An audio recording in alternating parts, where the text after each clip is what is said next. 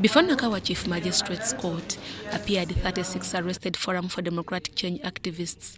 Among was Samuel Makoha, FDC Secretary Regional Relations, Katanga Faction, Mpuga Henry, Nachibinge Edward, Museveni Innocent, Bukenya Akim, Kayigo Yosia, Dotorondwa Simon, Dr. Okelo George, Nkonge Charissa, among others. The group was arrested in Kenya by Kenyan security operatives in Kisumu and later deported. The activists at Nakawa Chief Magistrate's Court appeared before Magistrate Elias Kakoza and were charged with terrorism. Contrary to Section 6, subsection 1B and 2B of the Anti-Terrorism Act, Cap 120, laws of Uganda. Can I read them all?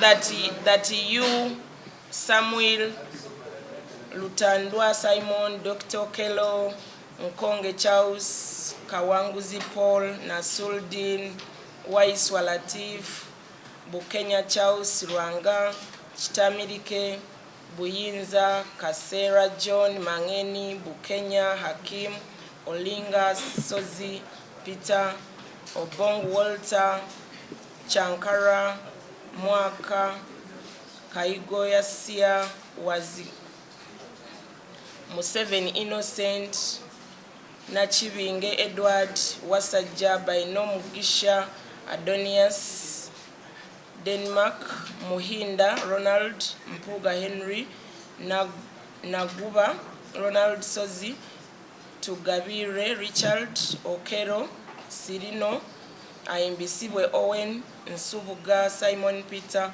Wakabi Adam, Chimonge Conrad, Buyondo Henry, Ngovi Philos, Owamanyi Robert, Kugumi Siriza Arthur, Owachingui Dennis Nono, Lalam Florence, Nalunkuma Grace, Apale Sarah, and others still at large between the 22nd and 23rd day of July 2024. Please, can you keep quiet?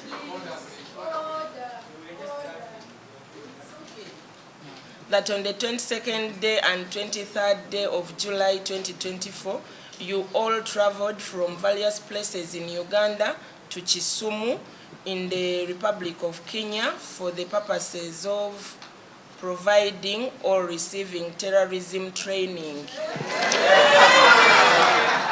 Now listen, you are here for purposes of knowing the charges that are brought against you. This court has no jurisdiction to entertain your plea, and you are remanded till 13th of August.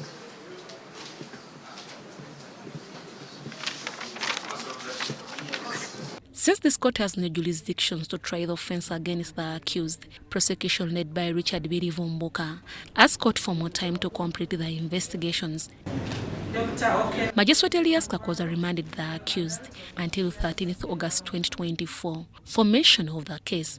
The accused in court were represented by Baye Tulinamukama and Simon Wanda. Some of the FDC leaders who attended court spoke to us. There is deportation and extradition.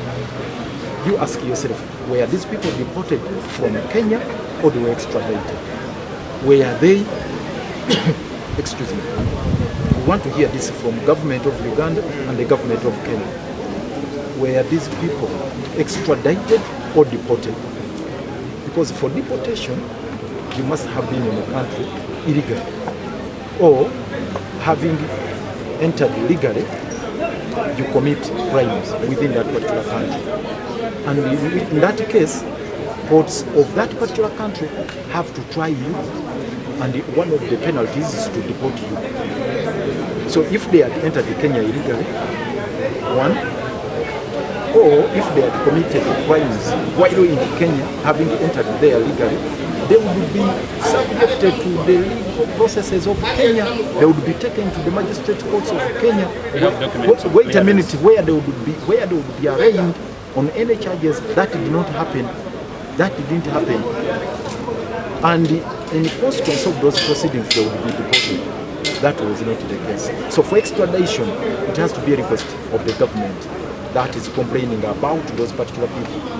There are two elements here which are critical. One, you must have escaped from the jurisdiction of your country, entered into another country, after committing crimes here, and you go as a fugitive criminal in a neighboring country or any other country. And there must be an extradition agreement between the two countries, the two partner states. So there must be a request from this country, from your country of origin, for you to be extradited. We do have such process followed, that there was a request from Uganda to have these people extradited, and for the extradition to be made, there must be a warrant by that particular country.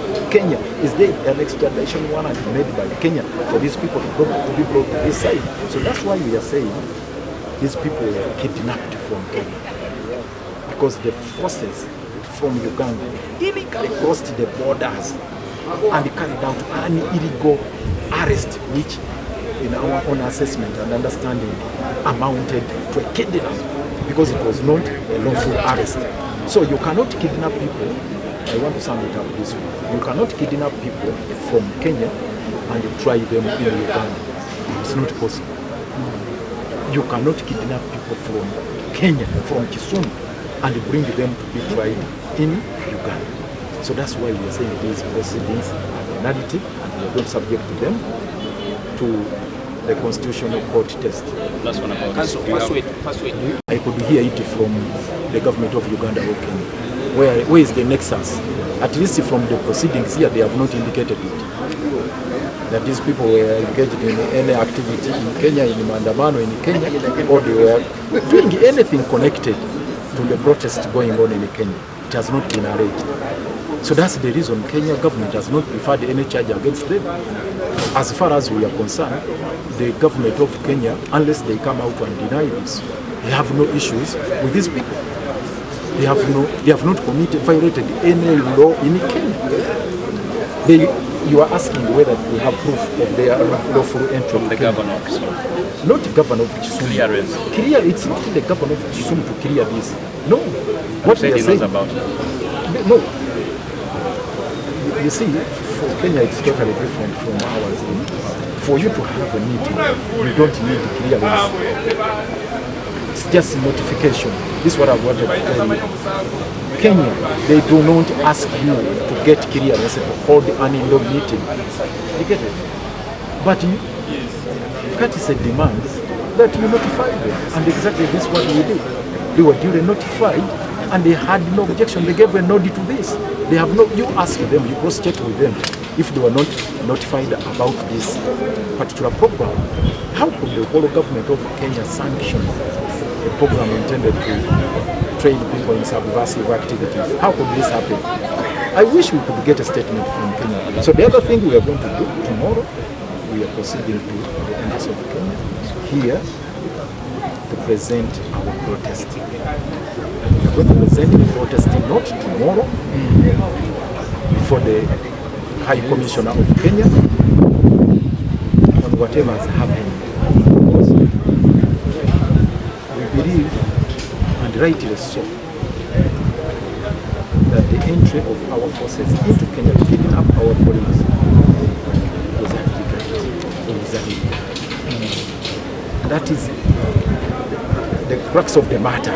We want to know from the High Commission and the government of Kenya, how did the forces from Uganda, a combined force of ESO, police, and the other security operatives who could not be easily identified, cross the border, go all the way to Kisumu, pick our colleagues, kidnap them from their hotel rooms past midnight, and whisk them back to Uganda without going through the extradition processes, because the law provides for extradition processes. So we want to get clear from what we want Kenya to come out clean on this. This is what we are saying.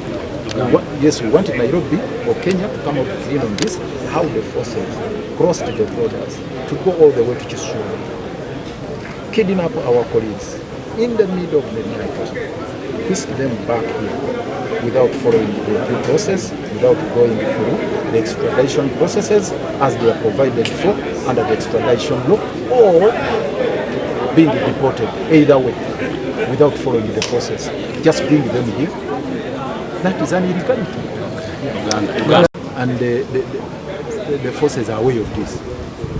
The authorities are aware of this. That we are going to be trained in leadership and communication. Generally, governance was about that. Nothing much, nothing more, nothing less. Are they political actors? Do they belong to maybe opposition political party? You know them. You see, we said these are our colleagues. A number of them are members of the FDC NEC, duly elected at the delegates conference. These are national leaders. They were picked from across the country. They are leaders in the FDC at different levels. They belong to the FDC. You get it? They are well-known members of the FDC. They are leaders who are duly elected, and the FDC is a registered political party. So how can a registered political party organize terrorism in the middle of the city of Kisumu? This is what we are asking. How can this happen? This is why we are saying the charges here are ridiculous. Concern that our youth leaders were kidnapped by Ugandan militants carrying guns. I don't know what the Ugandan military is doing in Kenya with guns. Because deployment of armed people in Uganda is a preserve of parliament. And if they committed a crime in Kenya, first of all, does Uganda have a jurisdiction over Kenya? That you go and pick people from Kisumu and charge them in Nakawa? So was the crime committed in Nakawa or in Uganda?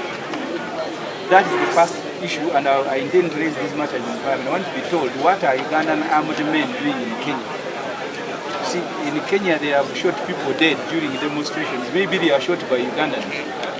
The same way they nearly shot our people who had gone for training. But we are used to these charges.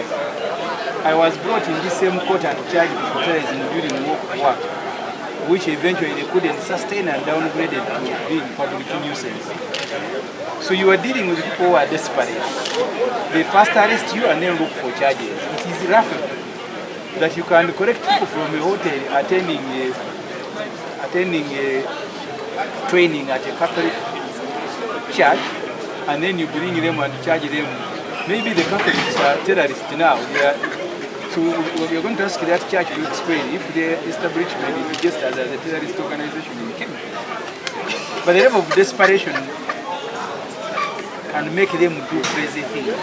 Because so what are the ingredients that they collected in a hotel and then went to receive terrorism training? First of all, someone who has branches, babadde bagenze Kenya kola training. Katwala kumanya babajjeeyo bate Kenya ne babaleeta ate nga abasirikale ababajjeeyo babadde b'amagye. Mbadde sikimanyi nti amagye ga Uganda gali Kenya kubanga amagye ogenda mu nsi endala palamenti teko kwisaliza olusolo. Tetunakkirizaako amagye gaffe genda Kenya naye ge gabaleese babasibye empingo ku migongo. Kandi imagine nga n'abakyala abasajja be babambula ogenda ku toyi because nga tebasobola kweyambula emikono bagisibidde mabega. So kati Kenya tubuulire oba munnayuganda akyasobola ogenda e Kenya n'abeerayo mu mirembe. N'ekyokubiri ne bw'oba ogenda kujja muntu wabeerawo enkola egoberero oteekwa okuba ng'olina ekiwandiiko ekikomyawo omuntu oyo. Togenda bugenzi n'olumba nga muyizo ga nti Kenya Museveni kati agifudde nga ndowooza nayo disitulikiti ya Uganda gy'agenda n'asiba abantu nga bw'ayagala n'aleeta kuba singa bazize omusango nga baguddiza Kenya. During a press conference last week, Paul Mogisha, the Director Liaison and Protocol from the Office of the President, told the media that the accused were arrested in Kisumu, Kenya, after failing to explain to the Kenya authorities why they had traveled to Kenya. The accused had alleged to have traveled to Kenya for 1-week leadership training. However, Kenyan security arrested and deported them to Uganda. The training was set to start on July 23rd up to 30th at the Ukuli Poston Leadership Center in Kisumu, Kenya, and later delegates conference that was fixed for August 8, 2024, where the leaders of the party were to be elected. The suspects are said to have been members of FDC Katonga faction, who have been held at Nagarama police station until Monday this week. Prosecution alleges that between 22nd and 23rd July 2024, the group and others still at large traveled to Kenya for the purposes of providing and receiving terrorist training.